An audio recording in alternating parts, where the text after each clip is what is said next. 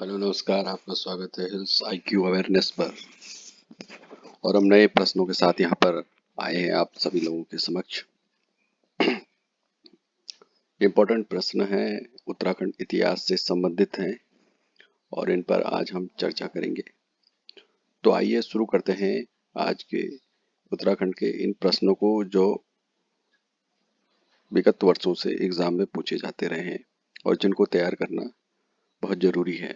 तो आइए चलते हैं।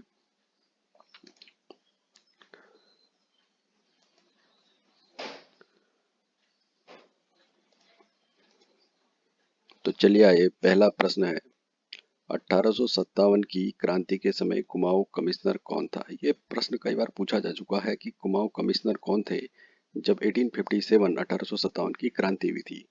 तो उसका सही उत्तर है हेनरी रेमजे। जो हेनरी रेमजे थे, काफी फेमस कुमाऊं कमिश्नर थे ये, और ये उस समय कुमाऊं कमिश्नर थे, हेनरी रेमजे। दूसरा प्रश्न है, कुमाऊं परिषद के प्रथम अधिवेशन की अध्यक्षता किसने की थी। हम जानते हैं कुमाऊं अधिवेशन हुआ था कुमाऊं परिषद के गठन के बाद। तो इसकी जो प्रथम अधिवेशन हुआ था, सम्मेलन हुआ था, इसकी अध्यक्षता किसने की। तो ये की थी जयदत्त जोशी जी ने। तो इसके उत्तर है जयदत्त जोशी। तीसरा प्रश्न है, जैसा कि आप जानते हैं, कुली बेगार प्रथा कब समाप्त हुई। बागेश्वर पे में ये घटना हुई थी, कोली बेगार प्रथा का विरोध हुआ था।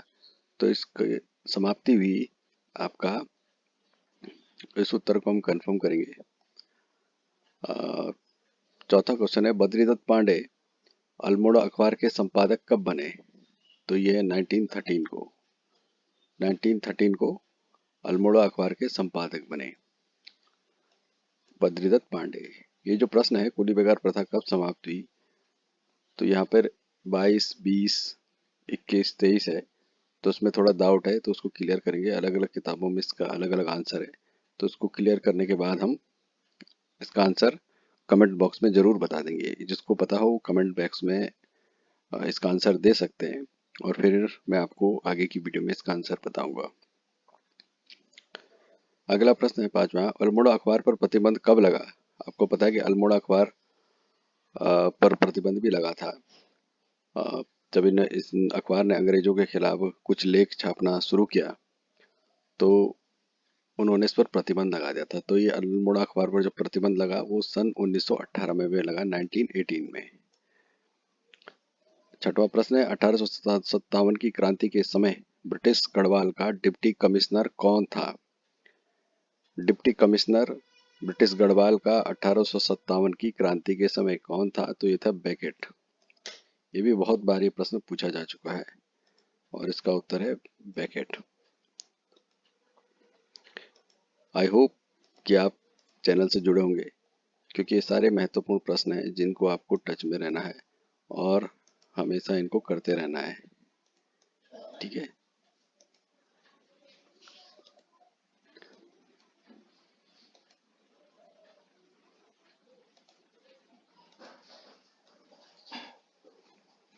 आइए हम अगला प्रश्न कवर करेंगे।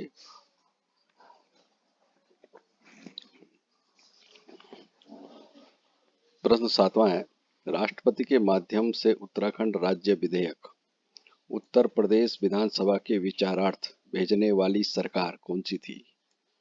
आप सभी हम जानते हैं कि उत्तराखंड राज्य की मांग को लेकर बहुत बड़े बड़े आंदोलन हुए। कई सालों तक विरोध प्रदर्शन, धरने होते रहे, ताकि उत्तराखंड की अलग पहचान के लिए एक उत्तर प्रदेश में से अलग राज्य बनाया जाए। तो उसी के लिए जब ये आंदोलन अपने अंतिम चरण में था, तो राष्ट्रपति के माध्यम से उत्तराखंड राज्य विधेयक उत्तर प्रदेश विधानसभा के विचार के लिए भेजा गया था। तो उस समय जो सेंटर में जो गवर्नमेंट थी, उस समय जो सरकार थी, वो किसकी थी। भाजपा सरकार थी उस समय, बीजेपी गवर्नमेंट थी। अगला प्रश्न है आठवां, प्रसिद्ध केम्प्टी जलप्रपात किस पहाड़ी स्थान पर है। आप जानते हैं केम्प्टी जो फॉल है, जलप्रपात है, काफी फेमस है, अक्सर ये सुनने में आता है, एक पर्यटक स्थल भी है। तो ये है मसूरी में। अगला प्रश्न, तपोवन उत्तराखंड के में कहाँ स्थित है? आप जानते हैं कि तपोवन वैसे बहुत जगह सुनने में आता है उत्तराखंड में, लेकिन जो मेन तपोवन है वो आपका ऋषिकेश के निकट है। अगला 10वां प्रश्न, उत्तराखंड के बद्रीनाथ मंदिर की स्थापना किसने की थी? जो उत्तराखंड के चमोली जनपद में जो बद्रीनाथ मंदिर है, बद्रीनाथ जी का मंदिर है, उसकी स्थापना किसने करी? तो ये करी थी आदि शंकराचार्य, आदि गुरु शंकराचार्य जी ने। 11वां प्रश्न है, उत्तराखंड की सबसे गहरी झील कौन सी है? तो यह है नौकुचिया ताल। जो सबसे गहरी जो झील है उत्तराखंड की, पूरी उत्तराखंड की बात हो रही है, तो यह है नौकुचिया ताल। नौकुचिया ताल, ये आपको याद रखना है। अगला है 12वां प्रश्न। अगला प्रश्न है, नंदा देवी चोटी किसका भाग है? नंदा देवी जो चोटी है, पीक है, नंदा देवी, आपको पता है नंदा देवी जो पीक है वो किसका भाग है? तो यह है कुमाऊं हिमालय का। तो जो कुमाऊं हिमालय है उसका भाग है।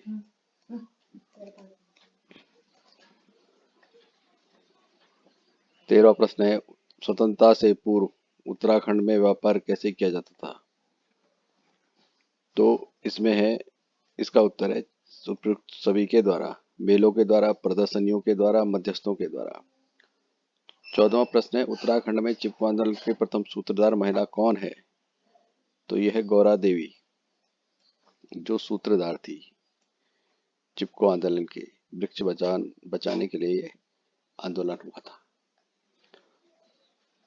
15वां प्रश्न है, कालिदास द्वारा वर्णित कंडवाश्रम आश्रम किस नदी के तट पर है? तो यह मालिनी नदी के तट पर है कालिदास द्वारा वर्णित कंडवाश्रम। अब कुछ डायरेक्ट क्वेश्चन है, आइए इनको कवर करते हैं। जल्दी में कवर करेंगे इनको क्योंकि वन लाइनर क्वेश्चन है। कार्तिकेयपुर राजवंश की स्थापना किसने की थी? कार्तिकेयपुर, तो यह है बसंत देव। कार्तिकेयपुर राजाओं की राजभाषा क्या थी? कई बार पूछा गया, संस्कृत। कालिदास ने अपने महाकाव्य अभिज्ञान शकुंतलम की रचना कहाँ की थी? कंडवाश्रम में, जिसकी बात अभी भी थी, और ये मालिनी नदी के तट पर है। चौथा प्रश्न है, किस राज्य ने समस्त उत्तराखंड को एक सूत्र में बांधने का कार्य किया था? तो किसका राज था? इष्टगण। अमोघ भूति किस वंश का था? कुड़िंद वंश का था। आज 6वां प्रश्न, आदिगुरु शंकराचार्य किस राजवंश से समय उत्तराखंड में आए थे? तो आए थे कार्तिकपुर राजवंश में के समय, कार्तिकेयपुर राजवंश के समय।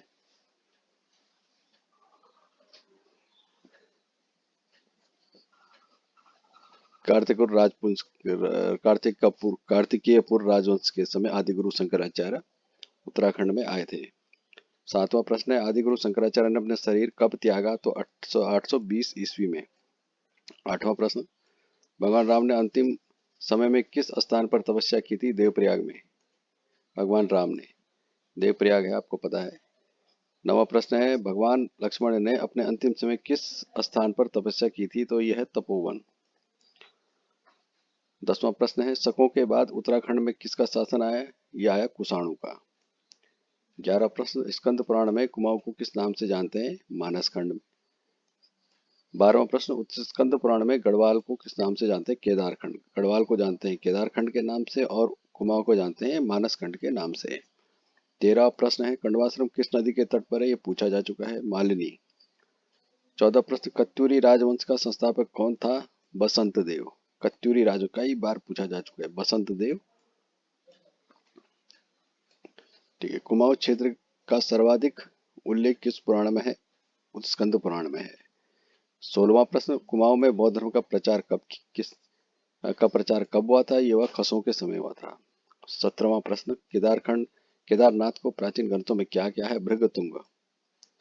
18वां प्रश्न, गढ़वाल के पंवार शासक की प्रथम राजधानी कौन सी थी? ये थी चांदपुरगढ़ी, चमोली जिले में। 9वां प्रश्न, गोरखाओं ने कुमाऊं पर कब अधिकार किया?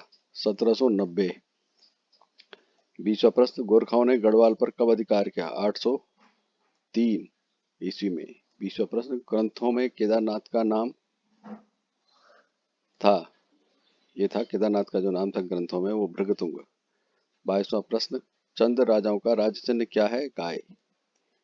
23वां प्रश्न, टिहरी को किसने बसाया था? तो ये बसाया था सुदर्शन शाह ने।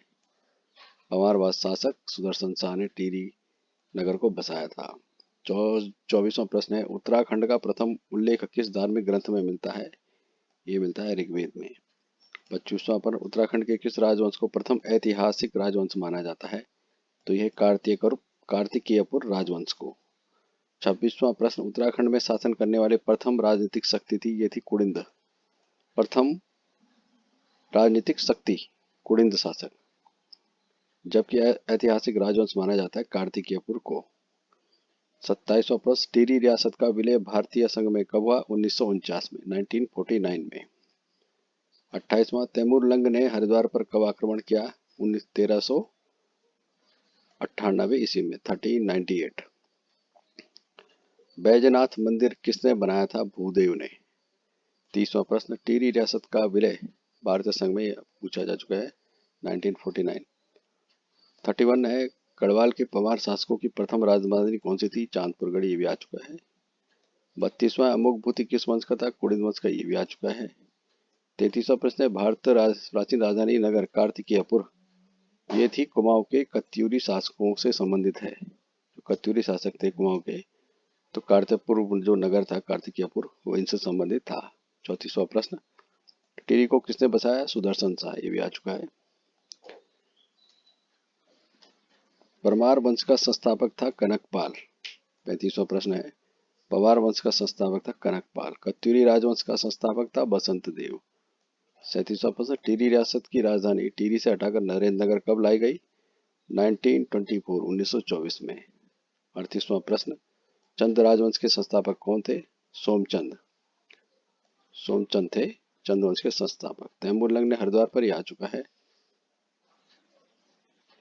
41, गोरखाओं ने कुमाऊं पर कब अधिकार किया? 1790 में, 1790। गोरखाओं ने गढ़वाल पर कब आक्रमण किया? 1803। 1790 में किया कुमाऊं पर गोरखाओं ने अधिकार, और गढ़वाल पर किया 1803 में। आदिगुरु शंकराचार्य की समाधि कहाँ पर है? तो यह केदारनाथ में है। ठीक है। 46 के प्रश्न आ चुके हैं। ठीक है, अब कुछ लास्ट में कुछ प्रश्न है। खरपर और देव वंश के किस वंश ने शासक किया था? तो एक था निम्बर वंश। 62वां क्वेश्चन, किस राज्य ने समस्त उत्तराखंड को एक सूत्र में बांधने का कार्य किया? ईस्टगढ़ ने। 63, बैजनाथ मंदिर किसने बनाया? भूदेव ने। चंद वंश का अंतिम शासक कौन था? ये कई बार आ चुका है, महेंद्र चंद। तो ये थे आज के कुछ इंपॉर्टेंट क्वेश्चन। इसमें कुछ रिपीटेटिव क्वेश्चन थे रिवीजन करने के लिए, और आगे भी हम आपसे जुड़ते रहेंगे इन वीडियोस के माध्यम से। प्लीज़ लाइक कीजिए, फॉलो कीजिए, शेयर कीजिए, और बेल आइकन को ज़रूर प्रेस कीजिए। आपसे मिलते हैं। बहुत बहुत धन्यवाद आप सभी का। Thank you.